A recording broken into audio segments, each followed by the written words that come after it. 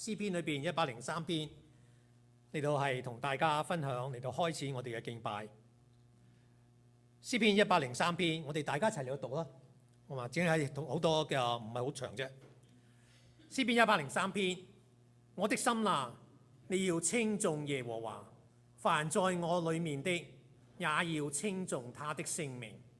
我的心啊，你要稱頌耶和華，不可忘記他的一切恩惠。他赦免你的一切罪孽，醫治你的一切疾病。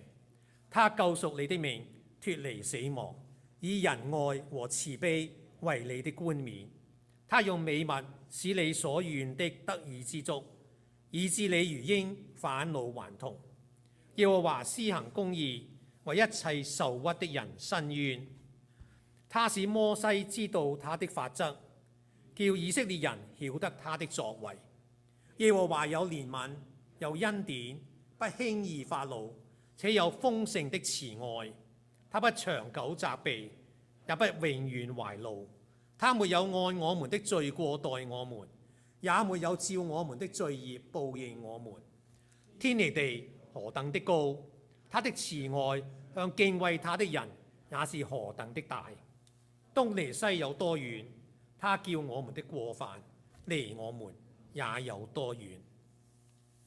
父親怎樣憐恤他的兒女，耶和華也怎樣憐恤敬畏他的人，因為他知道我們的本體，思念我們不過是塵土。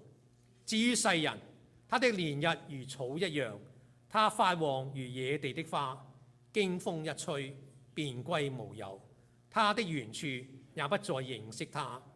但耶和華的慈愛歸於敬畏他的人，從亙古到永遠，他的公義也歸於子子孫孫。於是那些遵守他的約，紀念他的訓詞而遵行的人，耶和華在天上立定寶座，他的權柄統管萬有。聽從他命令，成全他旨意，有大能的天使都要稱頌耶和華。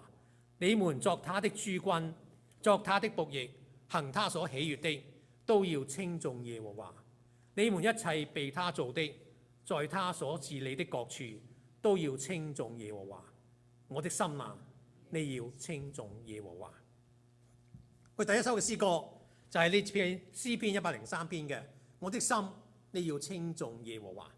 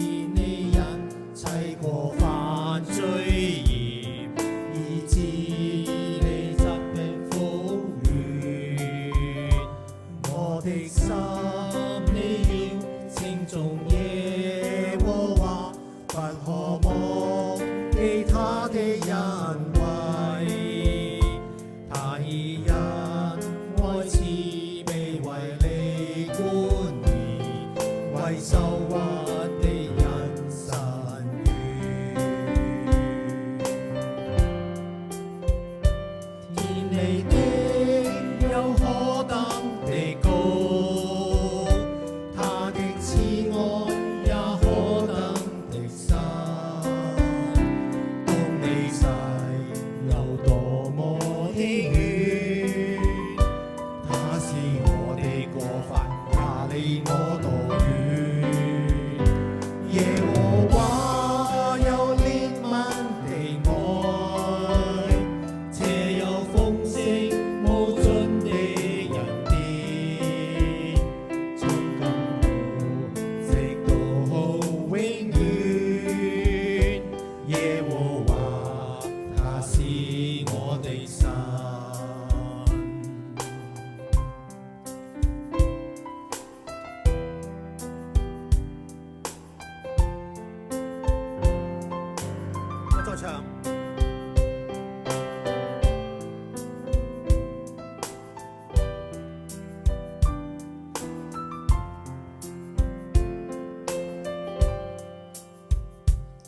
我的心你要稱頌耶和華，不可忘記他的恩惠，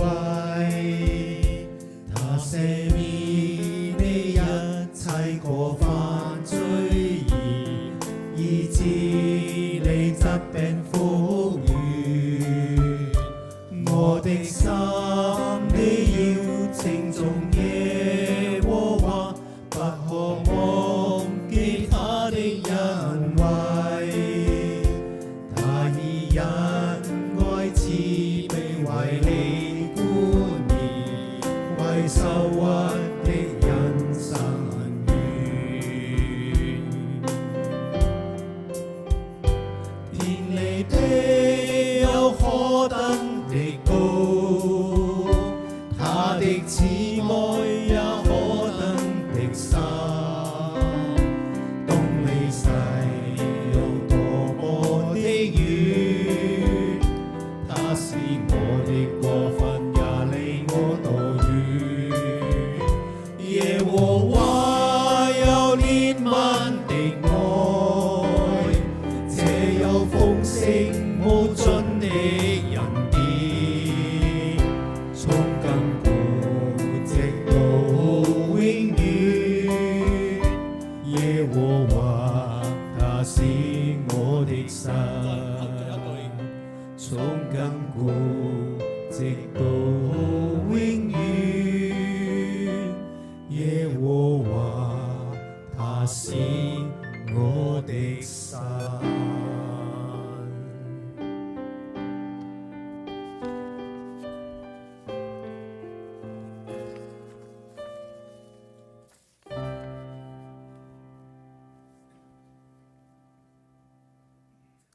耶和華佢嘅豐盛嘅恩典，從亙古到永遠都係我哋嘅神。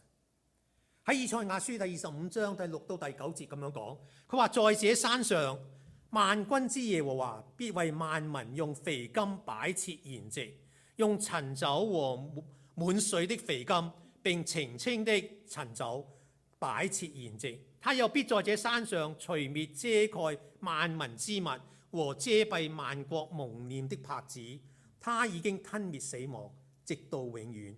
主耶和華必擦去各人臉上的眼淚，又除掉普天下他百姓的羞辱，因為這是耶和華說的。到那日，人必說：看啊，這是我們的神，我們素來等候他，他必拯救我們。這是耶和華，我們素來等候他，我們必因他的救恩歡喜快樂。所以我哋就一同嘅嚟到舉手嚟到讚頌，舉手讚頌我哋嘅神。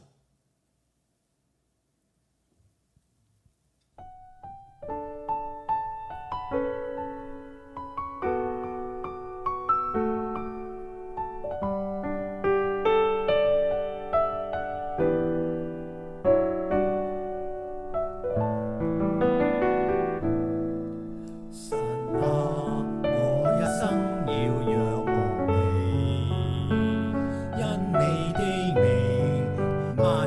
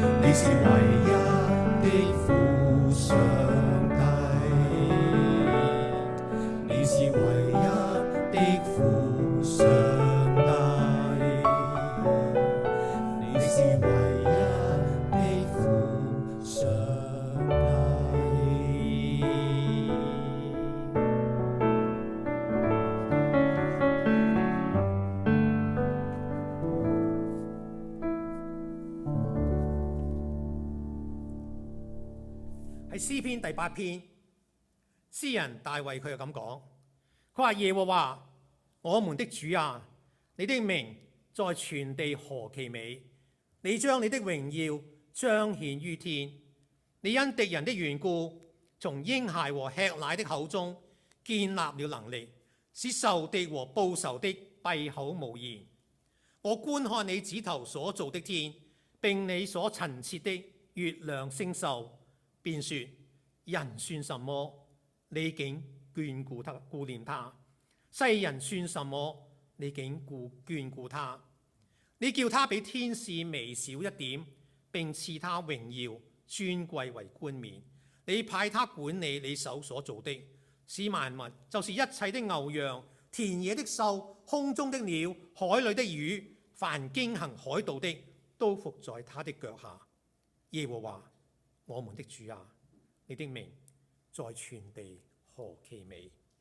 我哋一齊嚟起立，有唱第3首嘅詩歌，你真偉大。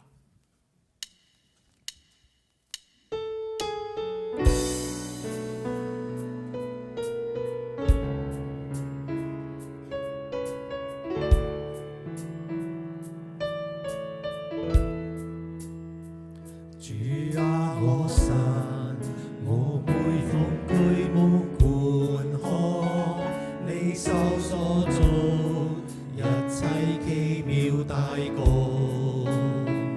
看見星宿，又聽到隆隆雷聲，你的大局遍滿了宇宙中，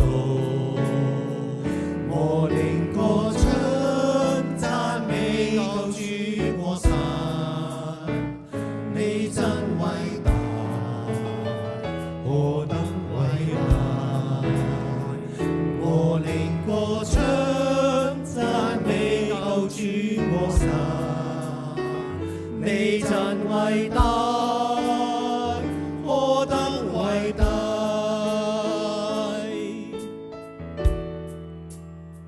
當我想到神竟願差他兒子降世捨命，我幾乎不領會。主在十架甘願背我的重擔，流血捨身，為要赦免我罪。我靈歌唱讚美救主我神，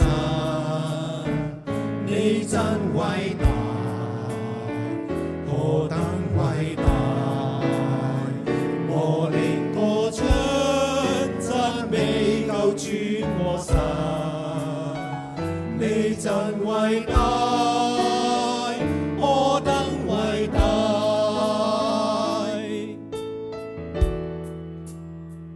當主再來，歡呼聲響徹天空，何等喜樂！主接我回天家，我要跪下，獻恭敬崇拜敬奉，並要頌揚神啊，你真偉大！我靈歌唱讚美救主我神，你真偉大，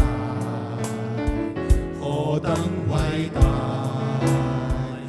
我靈歌唱讚美救主我神，你真偉大，何等偉大！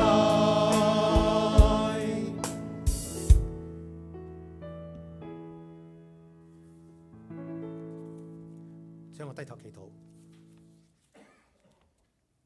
主啊，我神，你真偉大，何等偉大！當我哋從你所創造嘅世界，當我哋睇到呢一切奇妙嘅作為，就好似羅馬書裏邊所講嘅，人係無可推諉，你嘅神性係早已經存在喺呢個宇宙之間，人冇辦法嚟到係拒絕嚟到否認呢一位創造嘅真神。但係你除咗創造世界之外，你更加憐憫我哋，你更加憐恤我哋嘅軟弱。你知道我哋迷失喺罪孽嘅當中，你認識到我哋嘅終局會係永遠嘅滅亡，所以你嘅憐憫、你嘅慈愛，差派耶穌基督嚟到呢個世界上邊嚟，為我哋承擔罪嘅贖價，使我哋今日因為耶穌基督喺十字架所成就嘅救恩，因為佢嘅升天，佢嘅大能，我哋今日因信佢嘅名，我哋就可以因信稱義，能夠將我哋嘅罪孽能夠係塗抹，使到我哋今朝早，我哋嚟到你嘅面前嚟，我哋多謝你，因為我哋唔再受到罪嘅懲罰，而係因為耶穌基督嘅寶血，我哋喺你嘅面前，我哋係被稱為神嘅兒女。我哋多謝你，今日喺呢個世界上邊，我哋睇住周圍所發生嘅事情，有戰爭，有殘暴，有饑荒，有疾病，有地震，有海嘯，有各樣嘅困難，有經濟上嘅困難，有人際上嘅困難。但係神啊，你係我哋嘅力量，你賜俾我哋，使我哋能夠喺行走我哋每一日嘅道路上邊，我哋有你所賜俾我哋嘅聖靈嚟到引導，我哋有你所賜俾我哋嘅話語，我哋能夠係認清方向。我哋雖然軟弱跌倒，但係神啊，你能夠幫助我哋，你嘅話語幫助我哋，使到我哋能夠從跌倒嘅地方能夠企翻起身，繼續依靠你嘅力量嚟到行走前邊嘅道路。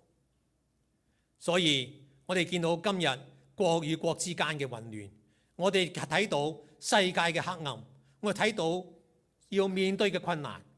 雖然呢啲一切係喺我哋嘅面前，但係正如聖經上邊先知所講嘅，雖然無花果樹不結果，雖然棚裏邊冇牛羊，但係我哋仰望我哋嘅神，我哋就有喜樂，我哋就有平安。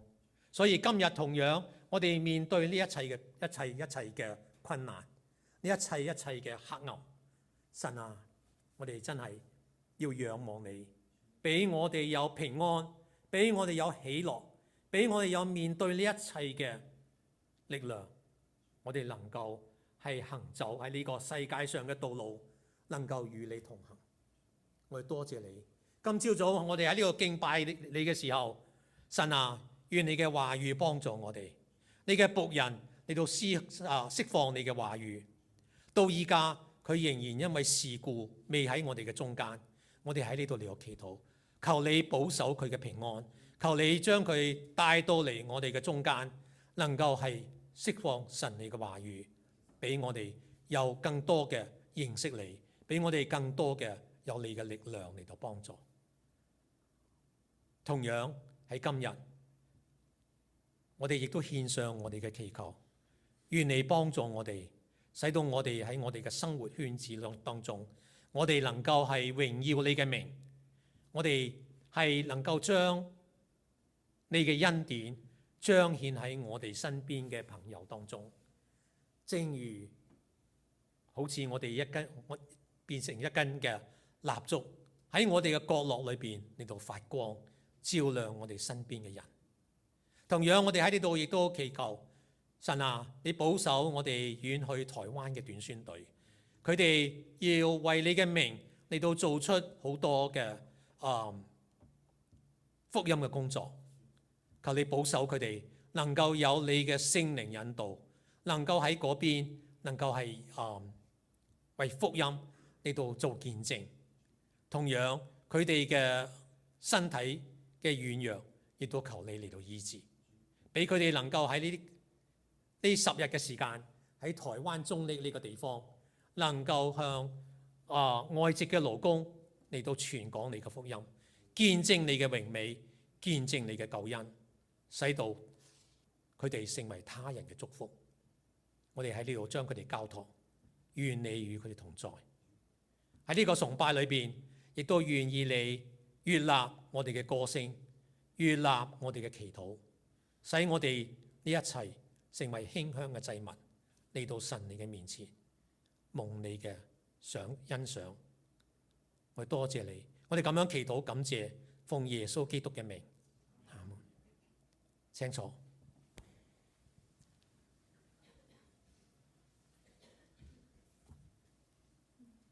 我哋啱啱祈禱完咗，然後求神將講員帶到我哋中間，佢即刻就喺我哋講阿門嘅時候就出現啦。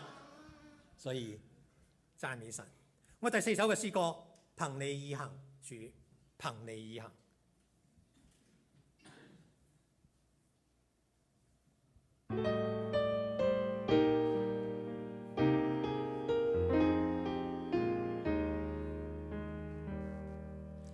憑你而行，主，憑你而行，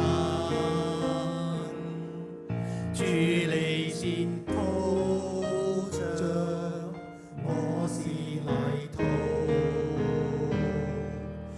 土我與造我，照主旨意，我在此等待，虔誠候主。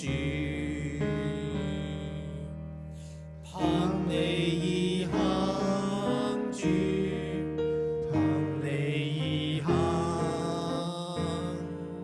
監察試驗我，就在今天，求主洗淨我，潔白如雪，我謙恭地行，在主腳前。憑你而行，主，憑你而行，憂傷與疲倦，求主幫助，能力與權柄，傳頌我主，醫治與拯救，唯靠救主。第4節，憑你而行，主，憑你而行，管理我動作，憑主指引，聖靈充滿我，顯明主恩，唯靠主耶穌，永住我心。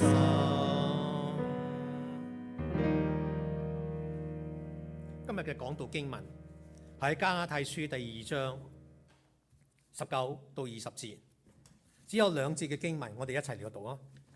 19節，我因律法就向律法死了，叫我可以向神活着。我已經與基督同釘十字架，現在活着的不再是我，乃是基督在我裏面活着。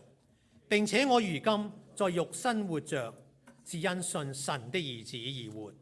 他是愛我，為我捨己。今日講到嘅題目係死於主嘅死，活出主嘅活。係曹耀興牧師再次翻嚟同我哋嚟到分享神嘅話語，我哋好高興。上次佢喺我哋中間嘅時候，佢係去澳門嗰邊嚟到係擔任新嘅職位。咁依家今次嚟，佢係多謝神俾佢帶佢嚟，俾我哋更多嘅鼓勵。曹牧師。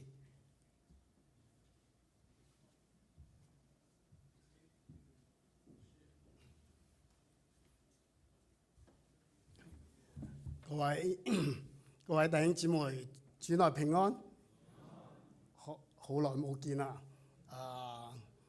哇！你哋仲係咁後生，仲係咁靚仔靚女啊！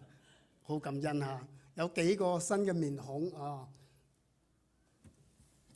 唔該晒。佢知道我好口渴啊，因為喺其他地方啱啱講完，所以就趕過嚟啊。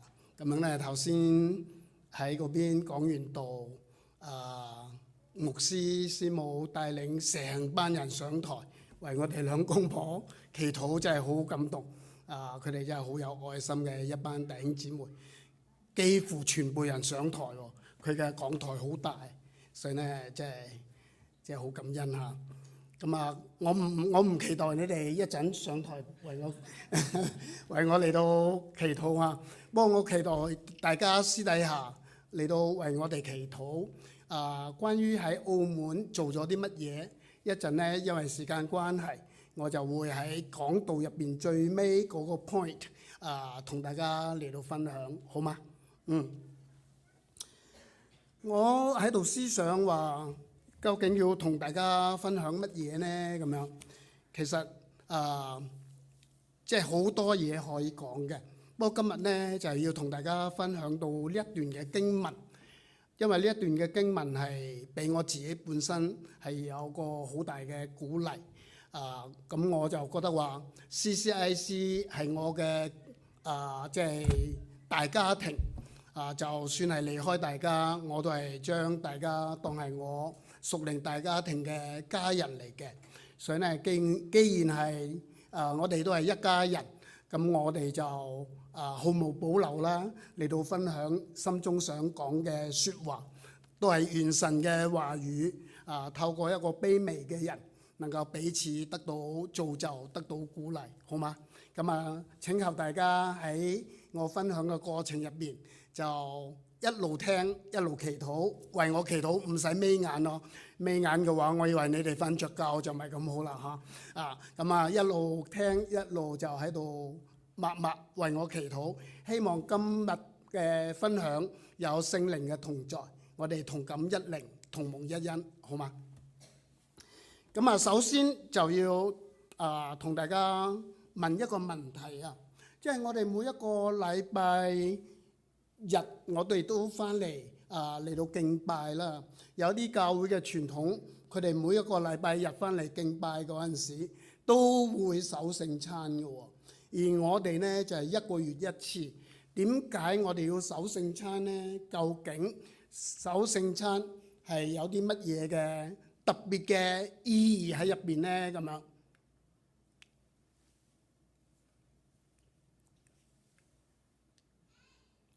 唔好意思啊，係咁樣。我哋守聖餐每一次幾乎都會讀一段嘅經文，哥林多前書第11章嗰段嘅經文，大家記唔記得話26節喺度係講乜嘢呢？一齊同心嚟到讀好嘛？你們每逢吃這餅喝這杯，是宣告主的死，直到他來，和修本嘅嚇。宣告主的死。呢一段嘅經文俾我哋一個提醒，聖餐唔單止係一個儀式嚟嘅，儀式係我哋都要守嘅。呢個係我哋傳統嘅一個儀式，係我哋正統嘅教會必須要遵守嘅兩大聖禮之一啦。呢個聖禮係我哋一定要去遵守。我哋基督教之所以係基督教，我哋就係要遵守基督教入邊所規定嘅聖禮。我哋有洗禮啦，我哋有聖餐啦嚇。洗禮嘅話，一世人就洗一次啦。當然有啲人可能去咗第二個地方，因着教會嗰邊教會嘅特別嘅規定，佢哋可能會再洗多次或者浸多次。呢個係比較特殊嘅情況。一般嘅情況都係一次嚇。但係呢，點解聖餐要個個禮拜或者個個月都要去遵守呢？呢度就係一個好重要嘅、好關鍵嘅一句説話。保羅按着聖靈嘅感動就講話，每逢吃呢個餅、喝呢個杯，係宣告主嘅死，直等到他來。乜嘢嘅宣告呢？宣告係好重要嘅一個字嚟嘅。和合本就係表明，嚟到和修本就係宣告。可想而知，佢呢一個嘅修改呢個修訂係有原因，而且係好重要嘅一件事。因為呢個宣告係將呢一個 proclaim， 將呢一個真正嘅守聖餐嘅意義話俾我哋聽。呢個宣告入邊有個希臘文喎，即係希臘文係點讀啊？我哋中間係咪有讀過希臘文嘅？阿 Pat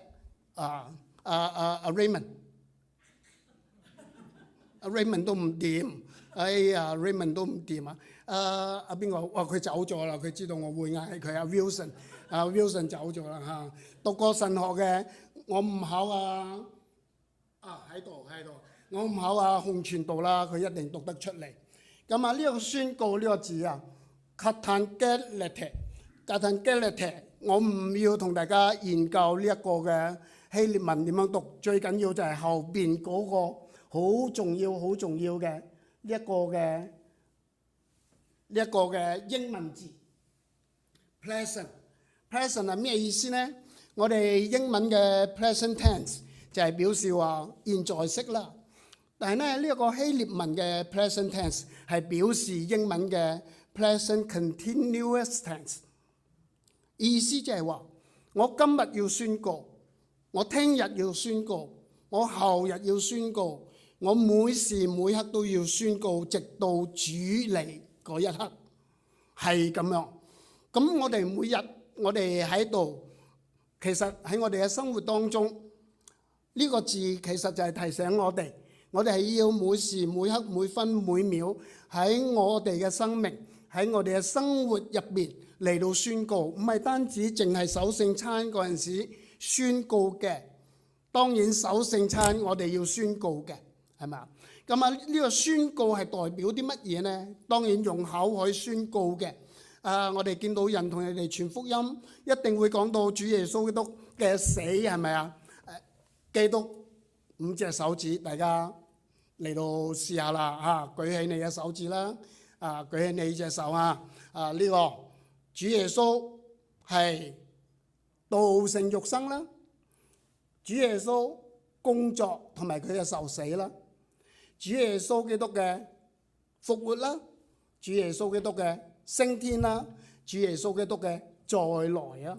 當我哋講到話主耶穌基督為我哋而死，宣告佢嘅死，相當於亦都要將佢嘅復活、升天再來講一次啊嘛！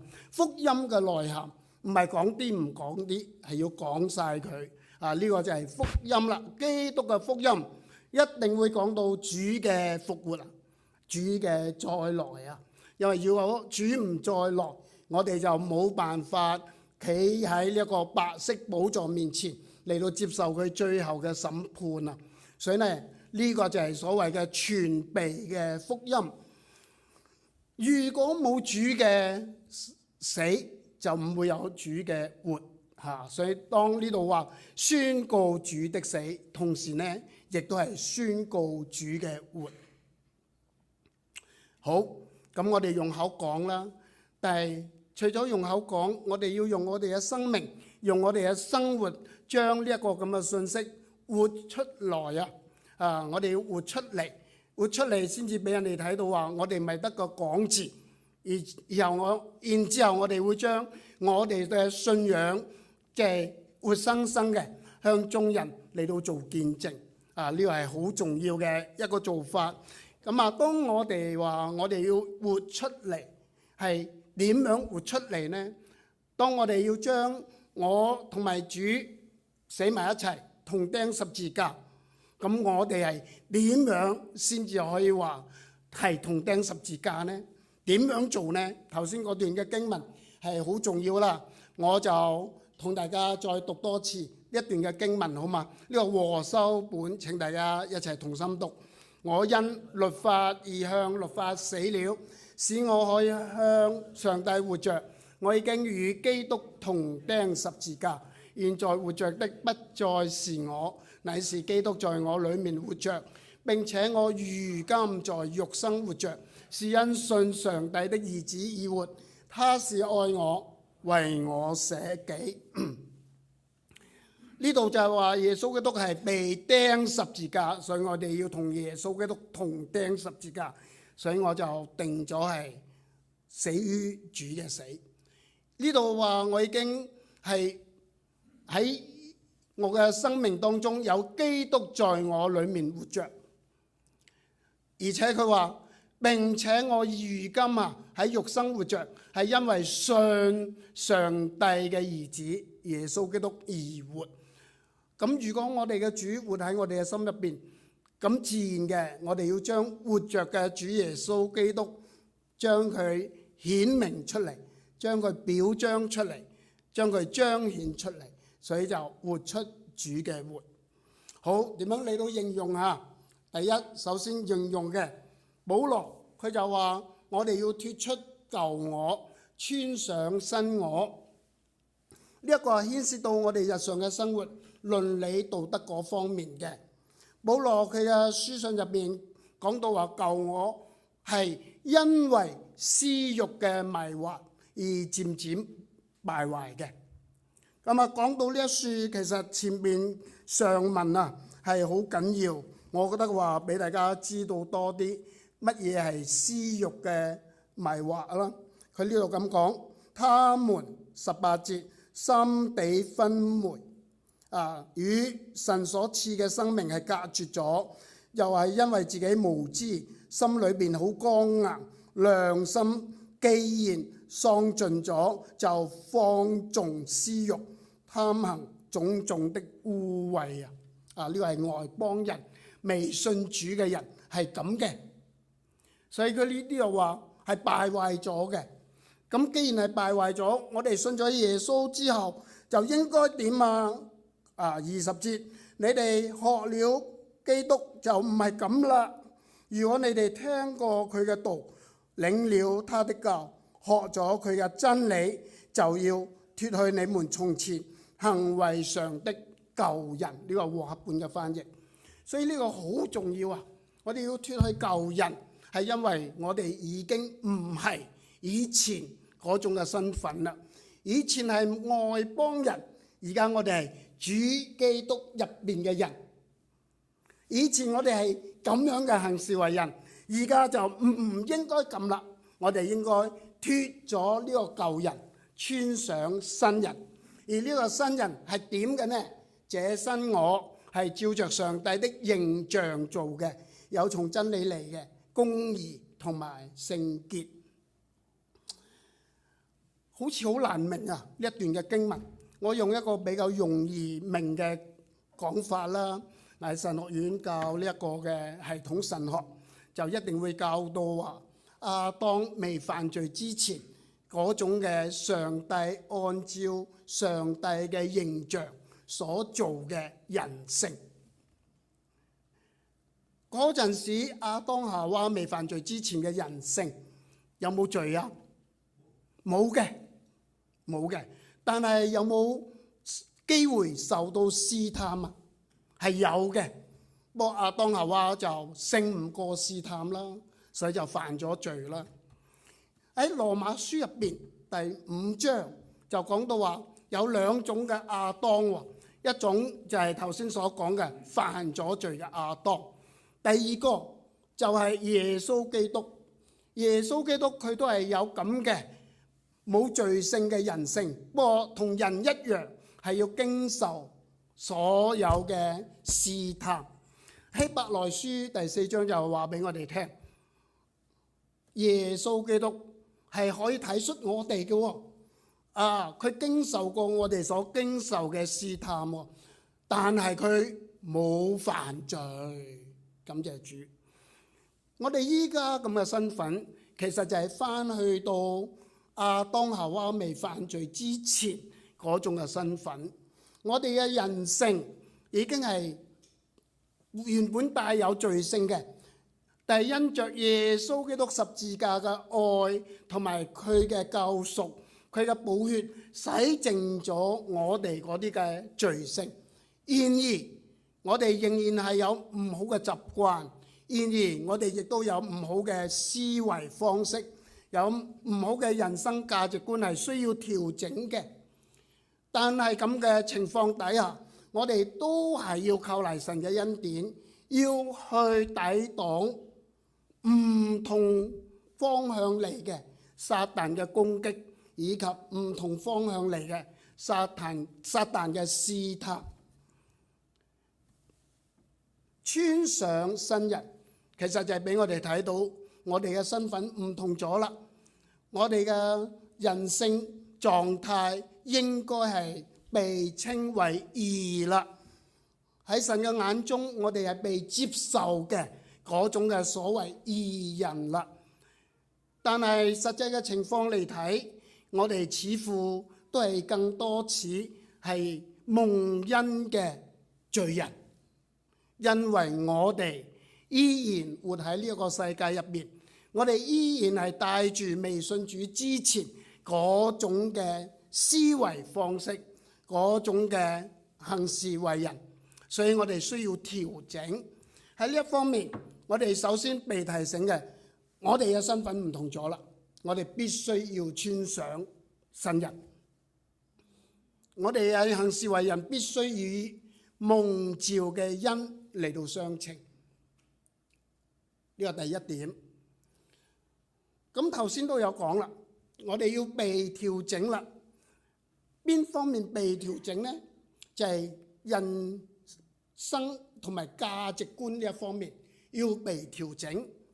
保羅佢喺佢嘅書信入邊就講過咁嘅説話，請大家一齊讀啊！不要效法呢一個世界，只要心意更新而變化，叫你們察驗何為神的善良、純全、可喜悅的旨意。呢一個好重要嘅一個 term， 紅色字變化。大家又嚟到睇括號入邊嘅字眼啊！現在式，希臘文嘅現在式係乜嘢嚟㗎？ Present continuous tense。意思就係乜嘢呢？我哋要變化係事事都要變化，日日都要變化，月月都要變化，年年都要變化。而且呢一個命令語氣，命令語氣係咩意思呢？即係話你做得到，你都要做；你做唔到，你都要去做，就叫命令啦。我嫲好中意命令我哋啊，因為我嫲係我屋企嘅鄧中央。係啊，咁我哋呢一班人，我媽就係總理啊，我媽就係總理。總理一定會執行鄧中央嘅命令啊嘛嚇。如果唔係嘅話呢，就總理就不稱職啦。我媽就好稱職嘅，反而係我哋呢一班小朋友唔係好稱職。我嫲講一套，我哋行一套啊！記得有一日我家姐帶住我哋呢一班細佬妹同埋表弟表妹、堂弟堂妹，哇！成班人原本應該去參加主日學嘅，帶我哋去睇不了情啊，睇電影喎。我仲記得睇到一半，隔離嗰人喊得好緊要啊！望過去係我二哥嚟嘅，我家姐都冇喊，二哥喊真係好核突啊！不過佢就係咁嘅人，我二哥啊。我哋呢一班人睇戲就睇得好開心喎。翻到屋企敗家伙啦！我嫲知道咗，我嫲係鄧中央，好嚴格嘅。邊個係罪魁禍首啊？你哋話大家姐啦，所以呢佢好犀利，咁多人佢打佢都冇力打噶啦，就揾一個罪魁禍首嚟到打。我印象好深刻啊！藤條炆豬肉攞支竹竿咁樣劈落去啊，一啲都唔客氣啊！我家姐啪咁樣個頭咁樣劈落去，係啊。不過就係咁樣劈就劈乖咗我哋咯，所以我家姐係傳道人咯。佢捱好多打咯，我係俾劈得好多，所以我又係另外一個傳道人咯。最錫嘅哥哥啊，我嫲最錫嗰個哥哥，好少打，好少打，所以後尾佢唔係傳道人咯。所以好感恩，即係命令係乜嘢意思呢？神要我哋去做啊！神要我哋去做，我哋唔做，可能第日嘅審判，好似我嫲個藤條炆豬肉咁樣，會臨到我哋嘅身上邊，就唔係咁好咯。啊，再睇被動嘅，被動嘅意思即係乜嘢呢？我哋要被改變，我哋根本就冇可能去改變自己，我哋係要被改變。保羅喺羅馬書第7章就講到話，立志為善由得我，只是行出來由不得我。然之後 conclusion 就係話，我真是苦啊，誰能救我脫離這取死的身體呢？然之後佢話，感謝神，靠着耶穌基督就可以脫離啦。我哋要被動，被神去改變，靠自己唔得，靠着耶穌基督就得啦。再睇另外一段嘅經文，另外一段嘅經文請大家讀頭先讀過嘅，你們要把自己的心志更新啊，並且穿上新人。更新係被動喎，乜嘢叫心志呢？心志我自己嘅翻譯，我用英文翻譯，然之後你哋可以作為一個參考。英文我翻譯為 mindset， 我哋嘅 mindset， 我哋嘅價值觀，我哋嘅人生觀，我哋嘅世界觀，呢個就係所謂嘅三觀。呢個三觀就造成咗我呢一個人嘅 mindset。我呢個人嘅 mindset 如果唔改變，我就冇辦法行事為人，與蒙召嘅恩相稱啦。我 mindset 改變咗，而且我甘心樂意按照神俾我呢個 mindset 去行事為人嘅話，咁我哋就可以討神嘅喜悅啦。呢個神嘅喜悅係我哋人生最終嘅目標啊嘛。我哋要討神嘅喜悅，行事為人啊！所以呢個 mindset 好重要，係被動去改變。被乜嘢去改變呢？被神嘅話語，被耶穌基督。耶穌基督嘅話語，神嘅話語，透過佢嘅牧人寫低喺呢一本聖經入邊。呢度好清楚話我哋聽，我哋呢一班人係聽過耶穌基督嘅道啦，領咗耶穌基督嘅教誨啦，學咗耶穌基督嘅真理啦，所以我哋就要被改變啦。如果唔係嘅話，我哋依然係舊我，被改變咗，我哋就變咗新我啦。係咪好重要呢？請問大家，你哋對聖經熟唔熟悉啊？有冇勤讀聖經啊？冇啊？係咪讀咗之後覺得話蒙查查 MCC 啊？係啊，岌頭啊，Sam 岌頭，歡迎嚟澳門聖經學院讀書。我哋會幫你㗎，我哋會幫你嘅。的而且確，我哋幾時即係話我哋每一個禮拜168個鐘頭，我哋究竟係擠咗幾多時間喺聖經入邊呢？喺神嘅話語上邊呢？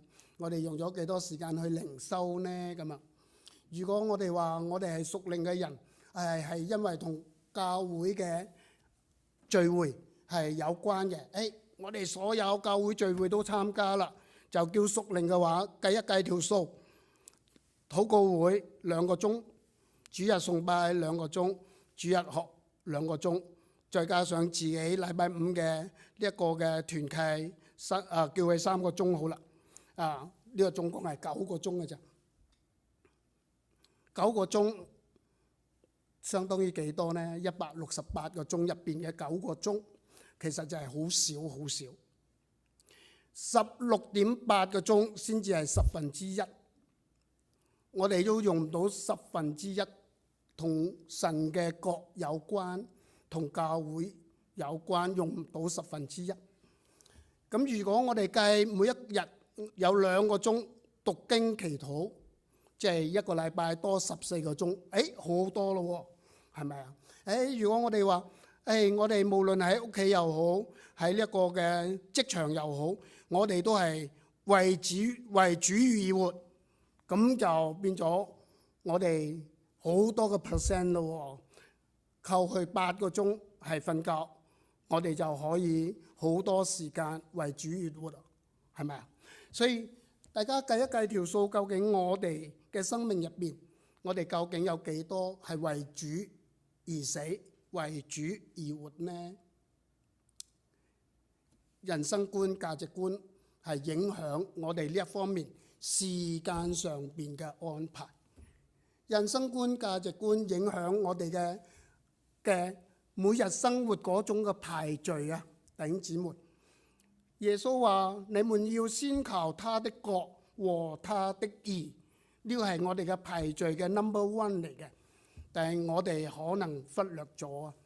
我哋有家庭嘅壓力，有工作嘅壓力，有呢一個婚姻家庭嘅壓力，我哋有好多好多嘅壓力，壓到我哋本末倒置咗。我哋唔相信話，因為有上帝，嗰啲壓力可以一一嚟到正確面對，一一嚟到積極咁樣嚟到解決。呢個就係排序嘅問題。排序係同人生價值觀有關嘅。求主就係幫助我哋。我哋如果係真係學咗神嘅道，學咗主耶穌基督嘅道，領咗佢嘅教，學咗佢嘅真理嘅話，我哋嘅人生價值觀係會被重塑造成一個討神喜悅、使人得益處嘅基督徒。呢樣嘢容唔容易呢？其實係好唔容易嘅，係好唔容易嘅。我哋好多時候，我哋信咗耶穌基督，我哋就覺得話：哎呀，即係我哋有保障啦。冇錯，我哋有屬靈嘅保障。用一句大家經常傳福音所講嘅：信耶穌就得永生啦，上天堂啦。有冇咁嘅保障？有嘅。但係我哋嘅信仰係咪淨係俾我哋將來上天堂呢？係咪淨係咁呢？當然唔係啦。後生嘅離天堂、離上天堂仲係好長。當然年紀好似我咁嘅，隨時都係上天堂，係嘛？但係如果係後生好似你哋咁嘅，仲有人生20-30年、40-50年嘅話，咁我哋點樣度過呢個時光？我哋點樣將我哋跟住落嚟嘅生命同埋我哋嘅生活係同基督嘅信仰有所聯繫呢？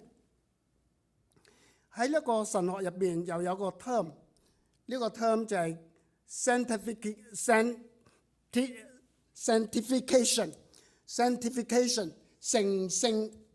成聖。我哋要靠神嘅恩典過成聖嘅生活，但係喺成聖嘅生活入邊，我哋就會發現到話，我哋嘅人生真係有時高有時低，有時喺溪水邊青草地，有時我哋會喺死蔭嘅幽谷。我哋人好多變啊，有時變得好啲，有時又變得唔係咁好。有時即係參加咗退休會翻嚟，哇，覺得自己成個人即係離天近少少啦，即係靈命高咗啲啦。但係過咗一排撇咗啦，就好似我屋企嘅韭菜咁樣撇晒。會係咁嘅，呢個係正常嘅。每一個基督徒都會經過呢啲。咁呢個時候，我哋是否能夠堅守我哋嘅信仰？是否能夠靠主嘅恩典過成聖嘅生活？就有個 term 啦，叫做堅忍啊！我哋要恒久嘅忍耐，人世間俾我哋各方面嘅挑戰，要學習主耶穌基督面臨唔同嘅挑戰，面臨唔同嘅試探，我哋依然能夠靠主耶穌基督去勝過。我就喺度做自己一個測試啦。我覺得話我呢個人真係好差啊！我信主之前，我係 -100，我 -100嚇。當然即係你哋冇學我啊，你哋係冇 minus 嘅，你哋或者係0，或者已經係10啦。但係我係 -100。我信咗主，我不斷努力。而家-50啦，而家-30啦，而家-10啦，到0啦。我有冇進步啊？我有進步嘅，我已經進步咗100噶啦。幫你哋睇我，你哋用正50嚟到睇我，就覺得話我冇乜變咯。會唔會咁啊？會㗎，會㗎。如果係正50屬於正常嘅基督徒嘅生活嘅話，我依然不足嘅。但係我有咁嘅心，已經過咗一個努力不斷追求成聖，努力過住一個堅忍嘅生活。我相信我喺神嘅面前係蒙悅納嘅。你哋又點呢？求神幫助我哋嚇。我哋每一個人嘅指標唔一樣，仲有好多成聖嘅空間，仲有好多努力嘅空間啊！所以保羅自己評估自己，就同弟兄姊妹話：我已經將萬事當作糞土，為要得主耶穌基督，係咪啊？然之後有個 conclusion 啦，佢就話：弟兄們，我唔係以為自己完全咗，亦都話唔係以為自己已經得着咗，我乃要忘記背後，努力面前，嚟到向着標杆直跑。呢個標杆就係上帝喺天上邊透過主耶穌基督俾我哋嘅獎賞。哇！保羅已經係 No.1 啦，我覺得，但係佢都係咁樣講，咁何況係我哋自己呢？所以呢個係我覺得我應該反思嘅地方。好多地方都係做得唔足夠尤其是喺生活上邊，我做得唔足夠。尤其是喺人生價值觀嗰方面，我都覺得自己唔足夠因為我哋唔係每個人都係可以熟讀聖經，就算熟讀，我哋都唔係可以能夠完全明白聖經。所以呢，喺呢一方面，仲有好多成長嘅空間，需要我哋每一個人去努力嘅。弟兄姊妹，我哋讀經讀成點呢？我哋對神嘅旨意了解有幾多呢？我哋是否願意調整自己呢？哇！時間好快我係咪仲有10分鐘？OK， 呢個就係所謂嘅人生價值觀嘅一個轉移啦。好快，最尾我哋要將我哋自己嘅主權交俾上帝。交俾主耶穌，讓出主權，讓主嚟到作主。保羅話：我因律法而向律法死咗，使我可以向上帝活着。呢個我哋知道，保羅本身係一個法利賽人，係獨尊一個嘅律法，而且呢，為咗佢嘅信仰，為咗佢自己以為自己為上帝大發熱心呢一個咁嘅志向。佢係逼迫基督徒。自從大馬色嘅路上，佢遇到主耶穌，佢嘅整個生命就係 upside down 咗啦，upside down 咗啦。於是乎，佢而家成為被逼迫嘅基督徒啦。佢而家同眾人話：我係向律法死咗啦。律法唔係一件壞嘅事耶穌都話啦，律法嘅一點一畫都唔能夠廢去律法係好嘅。好多時候我哋因為好嘅攔阻咗我哋同上帝真正嘅嗰種關係，好似保羅咁樣。好多時候我哋認為好嘅嘢可能攔阻咗我哋去遵守上帝真正嘅旨意。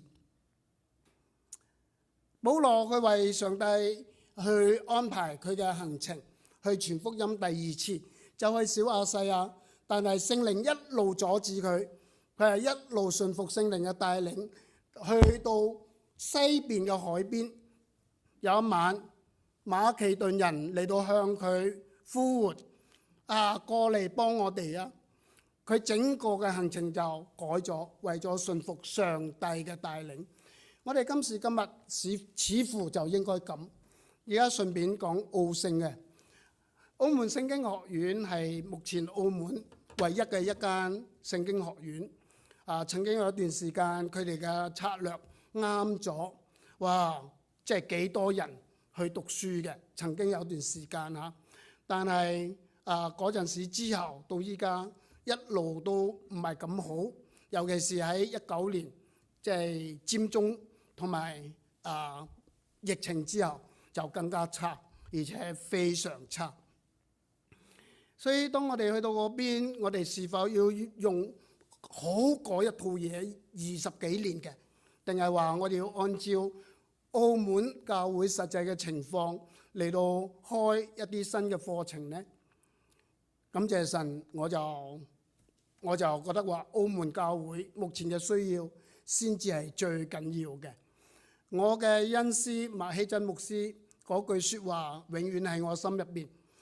佢話喺呢一個萬變嘅時代入邊，我哋要用萬變嘅方法傳不變嘅真理。我覺得係好啱嘅。我哋要適應呢一個時代嘅轉變，更加要適應澳門教會真正嘅需要，嚟到開設唔同嘅課程。所以喺過去嘅8個月，我哋就開咗新嘅課程啦。我哋就有重啟兒童教育事工，即係幾多人嚟報名啦。我哋亦都係將呢一個以前嘅英文嘅事工，將佢更加嘅豐富化咗佢之後，就變咗 5 year BA in Christian Studies， 就係基督教研究嘅一個嘅課程，5年制係 BA 嚟嘅，專門係俾勞工、俾外勞、菲律賓人、印尼人、越南人、緬甸人呢一班人喺澳門係好多都係暫時居留，但係佢哋係基督徒，佢哋願意接受培訓，佢哋係好辛苦，所以我哋唔計較學費，我哋淨係計較話要訓練佢哋有一日能夠翻去自己地方或者去其他地方，佢哋依然係基督徒，唔單止係咁樣，係可以為主傳福音嘅基督徒。希望澳門能夠成為一個差派宣教士嘅邊間教會啊？安提亞教會。我哋睇到話好多職場上面嘅弟兄姊妹，佢哋好掙扎，佢哋都唔知點樣傳福音，佢哋都唔知點樣喺職場入邊開啓呢一啲咁嘅福音小組。所以就請我師母嚟到開呢一個職場宣教嘅課程，然之後亦都係佢做總籌，幫澳門聖經學院做總籌呢一方面嘅，負責整個嘅普通話呢一個課程。我哋以前普通話課程可能做得比較低調啲，而家要做得更加高調少少，範圍更加多少少。當然佢係義務咁樣做下，因為我哋嘅經濟唔係咁好。而英文事工係因為有個牧師，佢喺 San Francisco， 後尾娶咗一個嘅澳門嘅姊妹，就被教會差派去澳門做牧師。金巴倫長老會，佢 approach 我，錢牧師 ，Here am I，please send me。哎呦！好似即係以賽亞同埋上帝講嘅説話咁樣，我話覺得好唔配。不過佢係義務，就將5年嘅英文嘅課程將佢 plan 好。我哋5月20呢個月就要開課啦，都未曾去點樣宣傳，已經有10幾個人報名㗎啦。都係外勞，甚至乎烏干達喺非洲啲人聽到有2位宣教士都加入呢一個 program 接受培訓。我哋仲有好多嘢要做，仲有聖經嘅研究之外，我哋仲有輔導學，我哋仲有呢一個宣教學，我哋仲有長者嘅事工，我哋仲有呢一個教會音樂，呢啲都會一一陸續嘅嚟到開啓。因為我哋而家有唔同嘅 team， 呢班嘅 team 入邊嘅都係牧師傳道人，我將佢哋 group 埋一齊，大家一齊討論點樣合作推動呢啲咁嘅事工，係好難嘅，係需要大家嚟到祈禱嘅。不過呢度我要講明嘅，只不過係話我哋要放低以前係所謂好嘅嘢，係讓主嘅靈、讓主嘅旨意讓主嘅帶領能夠去成就佢自己要成就嘅工作。放低自己係好重要嘅，最尾就係要放低我哋自己本人啦。好似主耶穌都放低咗自己係神呢一個咁嘅身份，係神呢一個咁嘅位份，係神呢一個咁嘅屬性，佢放低自己，甘心為人。呢度嘅 term 虛己主動嘅係放棄權利咁嘅意思。佢放低咗佢作為神嗰種嘅權力，嗰種嘅尊貴，嗰種嘅榮耀，佢取咗人係卑微嘅，係甚至乎喺神嘅眼中帶住罪性嘅呢一班人咁嘅形象嚟到人世間。佢係冇罪，但係呢個人已經係壞透咗嘅，呢個人已經係喺罪惡當中迷失咗自己嘅。喺尊貴喺聖潔嘅神面前，人根本就係不值一談嘅。但係佢為咗愛我哋嘅緣故，竟然係嚟到人世間，充充滿滿嘅有恩典有真理，謙卑自己，全心信服，以至於死，而且死喺十字架上邊，將自己嘅生命主權交俾上帝。我相信上帝有更好嘅帶領。求神賜福我哋每一個人。我知道我時間過咗啦，但係有好重要嘅嘢，似乎要同大家講一講啦，2-3分鐘，好快嚇。呢個人叫做 Heidegger，佢寫咗一本書，呢本書就叫《Zeit und Zeit》，意思即係話存在與時間。我同大家介紹一個觀念，佢帶俾我哋嘅非常好，大家留心聽。呢個觀念名就係 Zeit und Tod， 中間嗰個讀 Zoom 我哋上網個 Zoom Tod 就係死亡嘅意思。Zeit und Tod嘅意思即係話，我哋每一個人生落嚟，我哋就係生嘅一天，就係死咗嘅一天。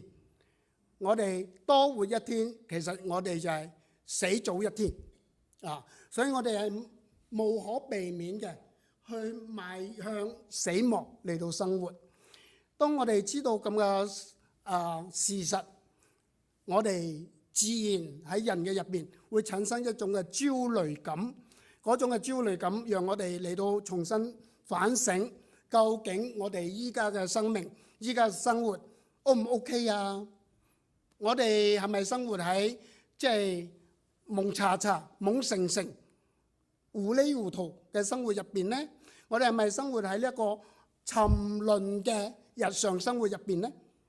定係話我哋可以即係做一啲嘢改變自己咁嘅生命，改變自己咁嘅生活，以至到我哋能夠過一個充滿高貴嘅同埋自由嘅嗰種嘅生命同埋生活。呢個係佢講嘅嘢。當然佢俾嘅方法，我覺得我哋唔使去學啦。反而佢呢一個問題，我覺得非常好。我哋嘅生活係咪沉淪嘅日常呢？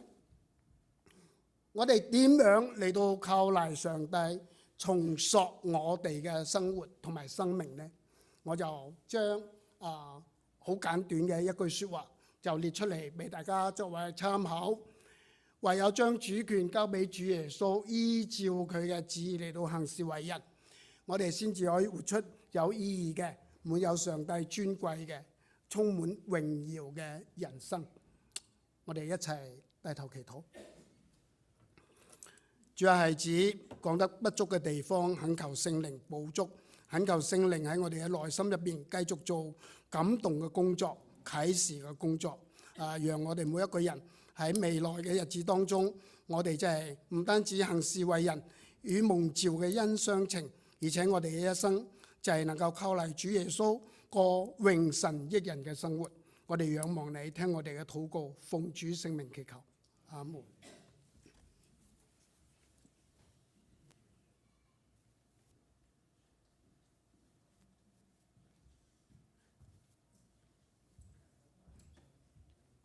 多謝節牧師為我哋帶嚟神嘅話語。